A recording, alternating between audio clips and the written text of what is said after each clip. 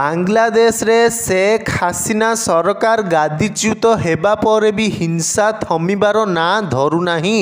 ପଡ଼ୋଶୀ ଦେଶରେ ସଂଖ୍ୟାଲଘୁ ସମ୍ପ୍ରଦାୟ ଲୋକଙ୍କ ଉପରେ ଜୁଲୁମ ହେଉଥିବା ଅଭିଯୋଗ ହୋଇଛି। ବାଂଲାଦେଶ ହିଂସାରେ 650ରୁ ଅଧିକ ଲୋକ ପ୍ରାଣ ହରାଇଛନ୍ତି। ଜାତିସଂଘର ସୁରକ୍ଷା ପରିଷଦରେ ଏହା ଦାବି ହୋଇଛି। ଜାତିସଂଘ ରିପୋର୍ଟରେ ହତ୍ୟା, ମନମାନି ଗିରଫଦାରୀ ଏବଂ ଅତ୍ୟାଚାର ମାମଲାର ଯାଞ୍ଚ ପାଇଁ ପରାମର୍ଶ ଦେଇଛି।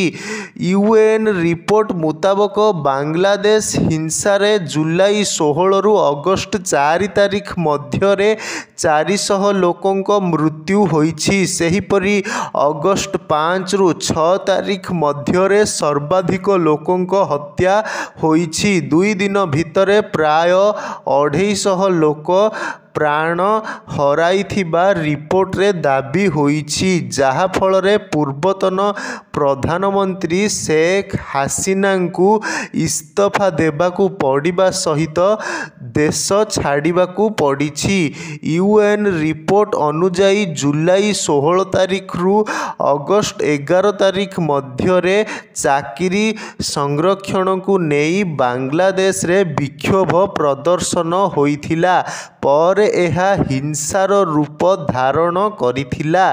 ଏହି ସମୟ ଭିତରେ ପ୍ରାୟ 600ରୁ ଅଧିକ ଲୋକଙ୍କ ମୃତ୍ୟୁ ହୋଇଛି। ଏଥିରେ ସାମିଲ ରହିଛନ୍ତି ଯେଉଁମାନେ ହିଂସାରେ ଆହତ ହୋଇ ପରେ ଚିକିତ୍ସିତ ଅବସ୍ଥାରେ ପ୍ରାଣ ହରାଇଛନ୍ତି। ମୃତକଙ୍କ ମଧ୍ୟରେ କେବଳ ସାଧାରଣ ଲୋକ ନାହାନ୍ତି, ବରଂ ଏଥିରେ ପୋଲିସ, ସାମ୍ବାଦିକ, ସେନା ଯବାନ ସାମିଲ ରହିଛନ୍ତି। ରିପୋର୍ଟରେ କୁହାଯାଇଛି, ହଜାର ହଜାର ପ୍ରଦର୍ଶନକାରୀ ହିଂସାରେ ଗୁରୁତର ଭାବେ ଆହତ ହୋଇଛନ୍ତି। ହସ୍ପିଟାଲଗୁଡ଼ିକ ରୋଗୀରେ ଭର୍ତ୍ତି ହୋଇଛି। ଗୁରୁତରଙ୍କ ସଂଖ୍ୟା ଅଧିକ ଥିବାରୁ ମୃତ୍ୟୁ ସଂଖ୍ୟା ବଢ଼ିବ ବୋଲି ଆଶଙ୍କା କରାଯାଉଛି। ଜାତିସଂଘ ରିପୋର୍ଟ ଉଲ୍ଲେଖ କରିଛି, ବାଂଲାଦେଶ ସେନା ଅଧିକରୁ ଅଧିକ ମାତ୍ରାରେ କାର୍ଯ୍ୟାନୁଷ୍ଠାନ ନେଇଛି।